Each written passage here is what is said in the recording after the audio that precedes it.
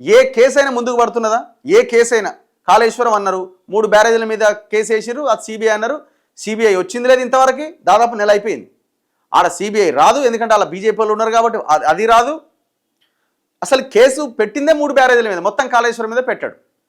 ఈ ఏడుంది కేసు, ఇది అవుతుందా? మనం నమ్మాలనా?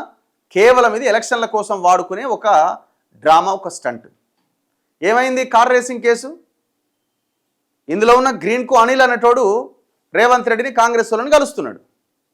ఇక కార్ రేసింగ్లో ఉన్నదే గ్రీన్కో అనే కంపెనీ, అది ఏదో కంపెనీ ఉండగా ఏస్ నెక్స్ట్ జెన్ అనే దాని యొక్క చైల్డ్ కంపెనీ. ఇక మరి ఓనరే పోయి మిమ్మల్ని కలిసిన తర్వాత ఇక కేసు ఎక్కడిది అనుకుంటున్నారా? దీని మీద దీంట్లో ఏమైనా అయిద్దని? ఏది కాదు. భూములకు సంబంధించి ధరణి మొన్ననే వచ్చింది. టెరాసిస్ అనే కంపెనీ 25 లక్షల ఎకరాల భూములు, అటవీ, ఇనాం, వక్ఫ్, గవర్నమెంట్కి సంబంధించిన భూములన్నీ పట్టాలుగా మారిపోయినాయని ఒక రిపోర్ట్ ఇచ్చిందని అంటున్నారు. మరి ఆ 25 లక్షల ఎకరాల్లో గుంట భూమిని వెనక్కి తీసుకున్నారా? ఏమైనాయి కేసులు? ఏమైనాయి? కాళేశ్వరము, కార్ రేసింగు, భూములు, ఇంకా ఏమున్నాయి? టానిక్ ఏమైంది? సంతోషరావు ఎక్కడ పోయిండు? హరితహారం, పెద్ద భూకుంభకోణం ఏమైంది?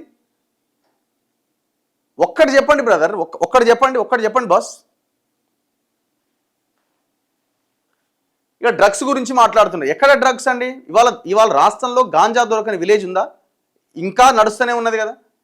మీరు మొత్తం బెల్ట్ షాపులు పెట్టి లిక్కర్ని ప్రోత్సహిస్తున్న క్రమంలో గతంలో కేసీఆర్ స్టార్ట్ చేసి మీరు కొనసాగిస్తున్నారు. మీరు దాన్ని నియంత్రించకుండా మేము డ్రగ్స్ ఆపుతాం, గాంజా ఆపుతాం, ఇది ఎట్లా కుదురుతుంది? ఎట్లా సాధ్యమైందని అనుకుంటున్నారు? అక్కసుతోనే ఫ్యూచర్ సిటీని అడ్డుకుంటున్నారు. విద్యనే మనందరి విజయానికి వజ్రాయుధం. వాస్తవమే, విద్య విజ్ఞానం అన్నది మనకు కావాలి. కానీ ఆ విద్య విషయంలో మీరు కేటాయించిన బడ్జెట్ ఎంత?